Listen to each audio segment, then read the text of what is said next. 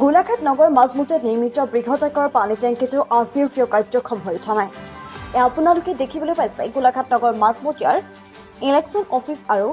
SDCৰ অফিচৰ কাষতে লাগি থকা বৃহৎ আকাৰৰ পানীৰ টেংকিটো কিয় আজিও কাৰ্যক্ষম হৈ উঠা নাই তাকে লৈ এতিয়া সচেতন ৰাইজৰ মাজত প্ৰশ্ন নগৰখনৰ প্ৰতি ঘৰে ঘৰে পানীৰ যোগান ধৰাৰ উদ্দেশ্যৰে নিৰ্মাণ কৰা হৈছিল এই বৃহৎ আকাৰৰ পানী যোগান আঁচনি 2004 চনতে আৰম্ভ কৰা আঁচনি 2012 চনৰ শেষৰ ফালে নিৰ্মাণ কাৰ্য সম্পূৰ্ণ হৈছিল বুলি ইতিমধ্যে জানিবলৈ পোৱা গৈছিল যদিও কিন্তু এই বৃহৎ আকাৰৰ পানী যোগান আঁচনি নিৰ্মাণ কাৰ্য সম্পূৰ্ণ হোৱাৰ পিছতো বৰ্তমানলৈ কিয় কাৰ্যক্ষম হোৱা নাই তাকে প্ৰশ্ন গোলাঘাট জিলা প্ৰশাসন তথা সংশ্লিষ্ট কৰ্তৃপক্ষই গুৰুত্ব দিয়া নাই নেকি এই বিষয়টোৰ বিভাগীয় কৰ্তৃপক্ষই বিশুদ্ধ পানী যোগানৰ দৰে গুৰুত্বপূৰ্ণ বিষয়টো অৱহেলা কৰা আমি দেখিবলৈ পাইছো কিন্তু কিয় ইয়াৰ অন্তৰালত ৰহস্য কি আচলতে ইয়াত কিবা ৰাজনীতিৰ মেৰপাক জড়িত হৈ আছে নেকি হয় নগৰখনত উন্নয়ন যথেষ্ট হৈছে কিন্তু উন্নয়নৰ নামত অকৃতকাৰ্য হৈ থকা বৃহৎ আকাৰৰ পানী টেংকিটো কাৰ্যক্ষম কেতিয়ালৈ হ'ব আচলতে বৰ্তমান বৃহৎ আকাৰৰ এই পানী যোগান আঁচনি হাবি বন গজি যে শোচনীয় অৱস্থালৈ পৰিৱৰ্তন হৈছে তাক সংশ্লিষ্ট কৰ্তৃপক্ষক প্ৰত্যক্ষ কৰালে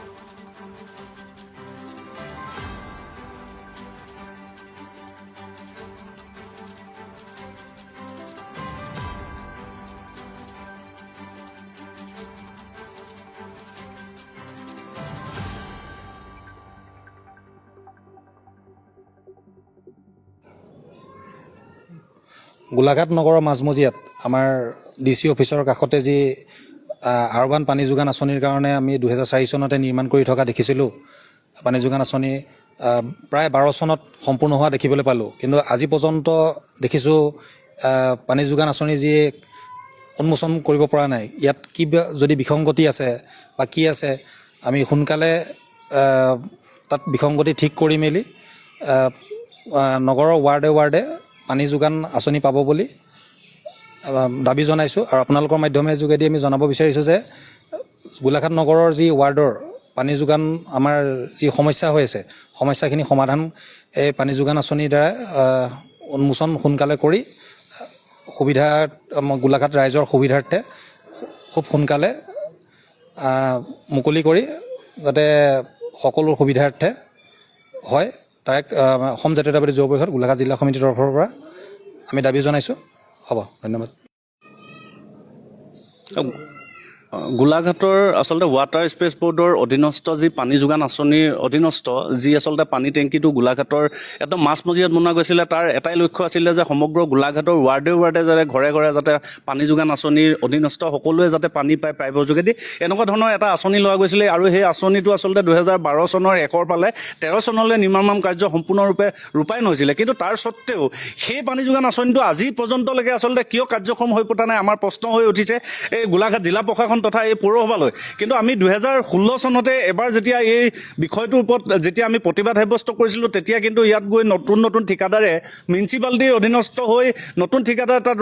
ৰং কৰিছিলে আৰু তাৰপিছতে কেইদিনমানৰ পিছতে আচলতে গোলাঘাটৰ পৌৰসভা অনুষ্ঠিত প্ৰত্যেকটো ৱাৰ্ডতে আচলতে পানী যোগান আঁচনি মানুহবোৰে পাব বুলি কৈছিলে কিন্তু তাৰ স্বত্তেও আজি 2025 চন পৰ্যন্ত কিয় আচলতে কাৰ্যক্ষম হোৱা নাই আমাৰ আচলতে বুজিবলৈ কিন্তু কোনো কাৰণতে ইয়াত বুজি পোৱা নাই আমি আমাৰ কথা হৈছে যে গোলাঘাটলৈ যিটো এটা উন্নয়নমূলক আঁচনি আহিছিলে পানী যোগান আঁচনি তাৰ কাৰ্যক্ষম হোৱাকৈ আচলতে সমগ্ৰ গোলাঘাটৰ বাকী ৰাইজে আচলতে পানী ভালদৰে পাব বুলি ভাবিছিলোঁ কিন্তু ইতিমধ্যে যদি আপুনি চাই DC অফিচত যদি আপুনি ভালদৰে খবৰ কৰে কিন্তু এতিয়াও আচলতে গোলাঘাটৰ ৱাৰ্ডৰ ঘৰবোৰত আচলতে পানীৰ কাৰণে তেওঁলোকক কিবা এটা মাননি ফাইন কটা হয় কিন্তু তাৰ স্বত্তেও আজি পৰ্যন্ত তেওঁলোকক কিয় পানী যোগান ধৰিব পৰা নাই এইটো অত্যন্ত লক্ষণীয় বিষয় আৰু এটা কথা আপুনি ভালদৰে চাব যে যোৱা কিছুদিনৰ আগতে CRDF আঁচনিৰ আণ্ডাৰত প্ৰায় 100 কোটি টকা গোলাঘাটৰ পৌৰসভাৰ যোগেদি বিভিন্ন উন্নয়নমূলক আঁচনিৰ কাৰণে 100 কোটি টকা চেংচন হৈছিলে কিন্তু তাৰ স্বত্তেও সেই 100 কোটি টকাৰ ভিতৰত 9 কোটি টকা আচলতে এই পানী যোগান আঁচনিৰ কাৰণে ধাৰ্য কৰা আছিলে কিন্তু সেই ধাৰ্য কৰা টকাখিনি ক'ত গ'ল কোন ঠিকাদাৰে মাৰিলে এই কথাটো আমাৰ জানিবলৈ মন গৈছে আৰু তাৰ লগতে তাৰপিছতে অসম মালা আন্দোলনত 105 কোটি টকা কাম আহিলে কিন্তু সেই কামৰ স্বত্তেও গোটেই গোলাঘাটখনৰ উন্নয়ন হৈ আছে বুলি কৈছে কিন্তু তাৰ স্বত্তেও এই পানী যোগান আঁচনিটো কিয় কাৰ্যক্ষম হোৱা নাই আমি কিন্তু ধৰিব পৰা নাই। আমি গতিকে আপোনালোকৰ মাধ্যমৰ যোগেদি স্পষ্ট প্ৰকাৰে কওঁ, এই গোলাঘাটত যি পানী যোগান আঁচনি আছে, এই পানী টেংকিটো আছে, ইয়াৰ যোগেদি সমগ্ৰ গোলাঘাটৰ ৱাৰ্ডে ৱাৰ্ডে আচলতে পানী যোগানৰ ব্যৱস্থা কৰিব লাগে। অন্যথা আপোনালোকৰ মাধ্যমৰ যোগেদি আমি গোলাঘাট জিলা প্ৰশাসনক স্পষ্টভাৱে সকীয়াই দিব বিচাৰিছোঁ, যদি অতি শীঘ্ৰেই ক্ষিপ্ৰতাৰে যদি এই পানী যোগান আঁচনি আৰম্ভ নকৰে তেন্তে কিন্তু অসম জাতীয়তাবাদী যুৱ পৰিষদে কিন্তু আপোনালোকৰ বিৰুদ্ধে প্ৰতিবাদ সাব্যস্ত কৰিব। আচলতে ইয়াৰ প্ৰতি গোলাঘাটৰ উন্নয়নৰ নামত বাৰম্বাৰ পুঁজি আমন্ত্ৰণ হৈ আছে, কিন্তু বিভিন্ন ইঞ্জিনিয়াৰৰ লগত, মন্ত্ৰী আমোলাৰ লগত এই বিষয়বোৰ আলোচনা কৰা হৈছে আৰু ইয়াৰ পিছতে বহুবাৰ এই বিষয়টোৰ ওপৰত এই আঁচনিটোৰ কাৰণে আচলতে টকা মোকলাই দিয়া হৈছে। কিন্তু সেই টকাখিনি আচলতে কাৰ পকেটত গৈছে, কোনোবা ইঞ্জিনিয়াৰৰ হাতত গৈছে নে, কোনোবা মন্ত্ৰী আমোলাৰ হাতত গৈছে নে, কোনোবা ঠিকাদাৰৰ হাতত গৈছে, এই কথাটো কিন্তু কোনো কাৰণতে জানিব পৰা হোৱা নাই। গতিকে আপোনালোকৰ মাধ্যমৰ যোগেদি আমি তদন্ত কৰিবৰ কাৰণে আহ্বান জনাইছোঁ গোলাঘাট জিলা প্ৰশাসনক, আৰু গোলাঘাট জিলা প্ৰশাসনকো আমি সকীয়াই দিছোঁ যে এই পানী যোগান আঁচনিটো অতি সোনকালে আৰম্ভ কৰিব লাগে আৰু গোলাঘাটৰ প্ৰত্যেকটো ৱাৰ্ডত যাতে পানী যোগান ধৰিব পাৰে তাৰ প্ৰতি লক্ষ্য ৰাখিব লাগে।